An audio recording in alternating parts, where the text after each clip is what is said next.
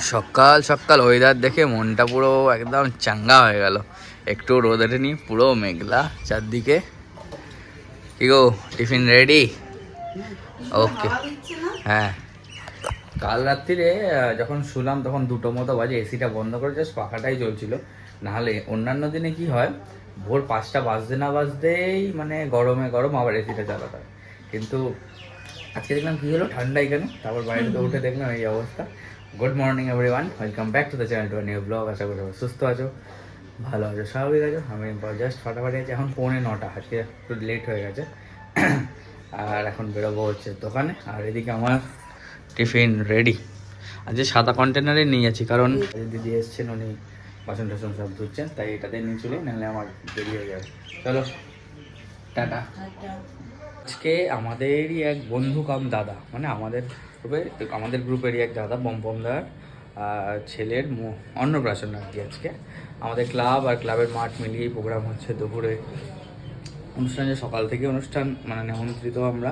আর সকালে তো আর যাওয়ার সময় হয়ে উঠবে না, চেষ্টা করবো দুপুরের দিকে যাওয়ার। আর রিম্পারও সকালের থেকে নেমন্তন্ন, অনেক রিচুয়ালস আছে, যেমনি গায়ে হলুদ খাওয়া দিতে হয়, সব কিছু।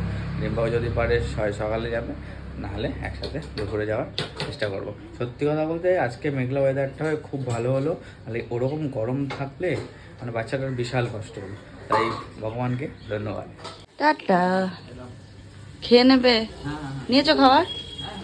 ওই তো, ঠিক আছে। কাকিমা এসছে। হ্যাঁ হ্যাঁ, টাটা। Good morning. কুর্তি তো সেই ওই কটা বাজে তখন, 8:40-45 বেরিয়ে গেছে। ওকে টিফিন করে দিলাম, আমার টিফিনটাও চাপা দিয়ে রেখে দিয়েছি। এখন আমি আমার টিফিনটা খাবো, কারণ ঘড়িতে বাজে অলরেডি 10:30টার মতো। আজকে তো আবার একটা দুপুরবেলা ইনভিটেশন আছে, রাত্রিবেলা আবার একটু অর্পিদিদের বাড়িতে যাওয়ার আছে। অর্পিদি বলেছে রাতে ডিনার করতে ওখানে আমাকে কুর্তিকে, তাই জন্য আজকে ওখানেও একটা প্ল্যান আছে, রাত্রিরে যাব। তোমার কালকে রিহুর জন্য যে পয়লা বৈশাখের টি শার্টগুলো কিনেছি, ওগুলো আজকে ওকে দিয়ে দেবো। আর অর্পিদির জন্য, মানে অর্পিদিকে আমি প্রতি বছরই নাইটি দিই, তাই জন্য আজকে সারাটা দিন খুব ভালো প্ল্যান। রবিবার একদম জমে যাবে। আমি আমার ব্রেকফাস্ট নিয়ে নিয়েছি, সকালেই করে রেখেছিলাম, এখন শুধু কলাটা গ্রেট করে এর মধ্যে দিয়ে দিচ্ছি।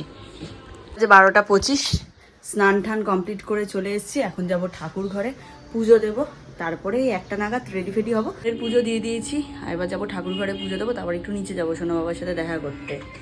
আর হঠাৎ করে দেখছি স্নান টান করে বেরিয়ে বাইরে ঝিরঝির করে বৃষ্টি শুরু হয়ে গেছে। তার অকেশন আজকে এরকম যদি হালকা হালকা বৃষ্টি হোক, কিন্তু হচ্ছে তো, বলো যাই হোক, অল্প হোক বেশি হোক, হচ্ছে তো।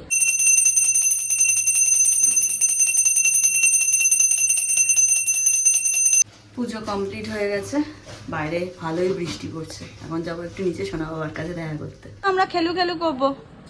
এটা আমার বাবা, পাখা চলছে। এ দেখো আমার কাছে এই দুটোকে দিয়ে গেছে, এইটা একটা। আচ্ছা আমরা খেলবো।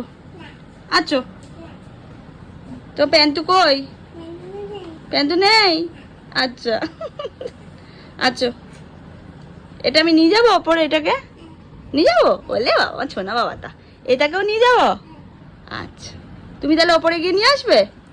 আচ্ছা বাবা, সোনা বাবা তো ওটা। আচ্ছা, তুমি আমার সোনা বাবা? ও, আমি জানতামই না। আছিটা দেখো না। আজ রোববার, সানডে, স্কুল ছুটি ওর। বাবা বাবা বাবা বাবা, ফেলে না জিনিসপত্র, ফেলে না। মাম্মাম এসে বকবে কিন্তু, বকা দেবে কিন্তু মাম্মাম। পিছনে ওটা কার ভাই? পিছনে ওইটা কার ভাই? ওই যে ওইটা কার ভাই? দেখ তো পিছনে ওটা কে? কে ওটা? ভাইয়ের পাপা? কোনটা ভাইয়ের পাপা? ওটা কার ভাই? বাবা দিদি ভাই? কি সব বলছিস ভুলভাল?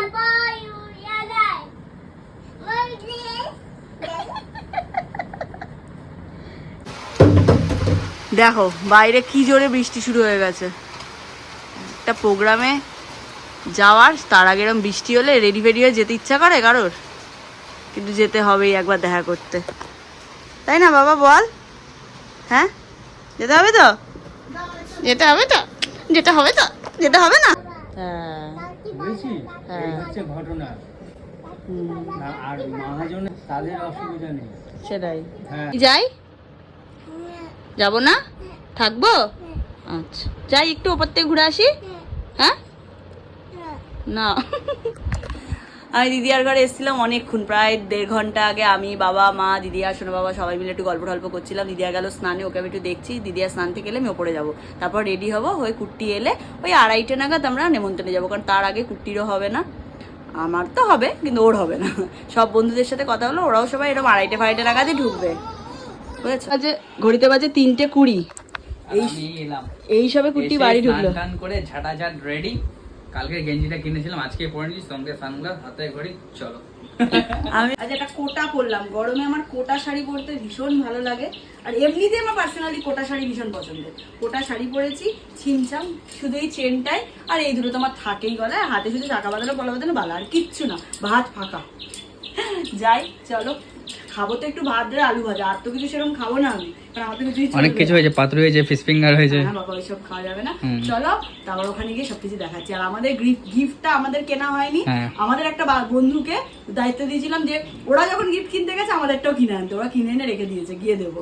রূপোর বাজু কেনা হয়েছে, তাই না? রূপোর একটা বাজু, মানে পদক যেটা বলে, রূপোর পদক কেনা হয়েছে, ওটাই দেবো। আজকে সেরকম একটা মেকআপ করিনি, কারণ সকালবেলা যেহেতু অনুষ্ঠান আর এতটাই লেট হয়ে গেছে, অর্ধেক লোকজন তো চলেই যাবে, কাজের জন্য সাজবো ওই জন্য। চলো, আমার সেই ভাঙা স্কুটি বেরিয়ে গেছে, ভাঙাটা আমার সামনেটার অবস্থা খুলে বেরিয়ে গেছে। ইস, এটা নতুন স্কুটি কেনো? পয়সা নেই বাবা। বসবি নাকি এখন না একটু পরে? পরে পরে। আমরা জাস্ট এসে এলাম, তখন বাজে 3:26, এখন বাজে 3:35, একটু বাদে খাবো সবাই মিলে। এই যে অর্ধেক লোক খেতে চলে গেছে আর অর্ধেক লোক আমরা এখন আড্ডা মারছি এই যে পাখার তলায় বসে। দেখি মাম্মিকে কি সুন্দর লাগছে, খুব সুন্দর লাগছে। এই যে আজকে মাম্মির লুক, মাম্মি, বেটু আর বাবার 3 জনের একই লুক, তো 3 জনের একই লুক, কিন্তু একসাথে 3 জনকে এখনো ক্যামেরায় আনতে পারিনি, ছিটকে গেছে।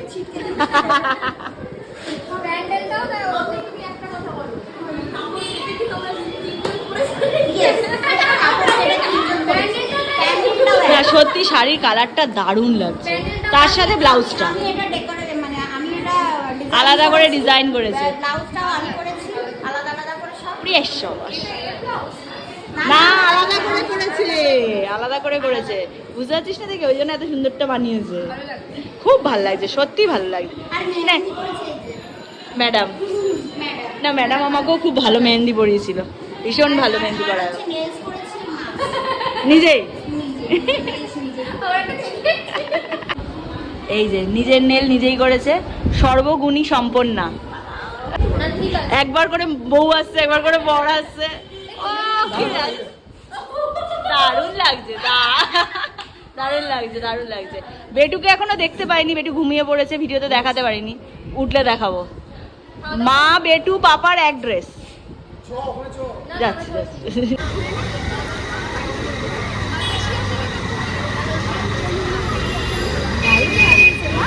এই দেখো আমাদের মাঠ, মাঠটা আমাদের কেউ বলতো এটা আমাদের মাঠ, সিরিয়াস আমাদের মাঠ চেনা যাচ্ছে না। যা প্রোগ্রাম হবে পাশে ফ্ল্যাট, পাশে মাঠ, তাই তো? এখানে আমাদের ফ্ল্যাট হচ্ছে, কোনো আমাদের কোনো প্রোগ্রাম হলে এখানে ফ্ল্যাট আর এই মাঠে প্রোগ্রাম।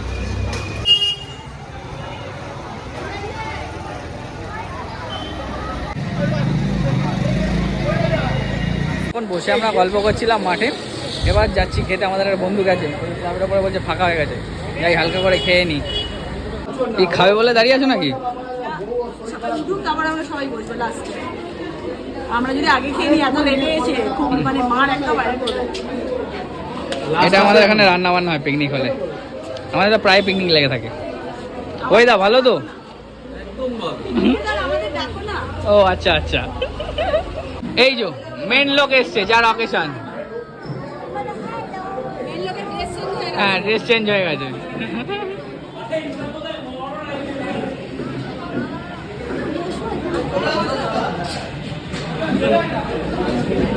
যা সুন্দর ওয়েদার আছে, অন্য দিনের মতো গরম ঠান্ডা আজকে খাওয়া দাওয়া করা যেত না। আর আজকে এখন 4:30 বেজে গেছে, আমরা এই জাস্ট বসেছি, প্লেট করলো অবশেষে। এই হচ্ছে আজকে মেনু কার্ড, তোমরা সবাই দেখে নাও।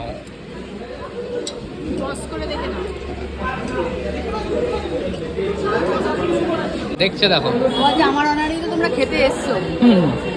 দেখছে দেখো। বন্ধুরা সবাই মিলে থাকলে যেটা হয়, খাওয়া দাওয়া অনেকক্ষণ হয়ে গেছে কিন্তু এখন বাজে 6:45, এখন সবাই সবার বাড়ির দিকে আমরা যাচ্ছি। কোনো আছে ওরা সবাই, আমাদেরকে আবার বেরোতে হবে। অতিথিদের বাড়িতে যেতে হবে, তাই জন্য আজকে আমরা বেরিয়ে যাচ্ছি। এলাম আর শরীর দিচ্ছে না, অনেকটা বড় আজকের ব্লগ হয়ে গেছে, সকাল থেকে প্রচুর কিছু দেখানো হয়ে গেছে। চলো আজকের ব্লগটা এখানেই শেষ করব। সবাই খুব ভালো থেকো, সুস্থ থেকো, এইভাবেই পাশে থেকো। আর আমাদের ব্যয়দায়ী পেজ যদি এখনও কেউ ফলো না করে থাকো, ব্যয়দায়ী পেজটাকে ফলো করে নাও, কারণ ওখানে শাড়ির ভিডিও খুব তাড়াতাড়ি আসতে চলেছে। শর্ট করে ভিডিও করেই আমি ব্যয়দায়ী পেজে ছেড়ে দেবো, এটুকু বলে দিলাম। চলো টাটা, খুব তাড়াতাড়ি আরেকটা ব্লগ নিয়ে দেখা হচ্ছে।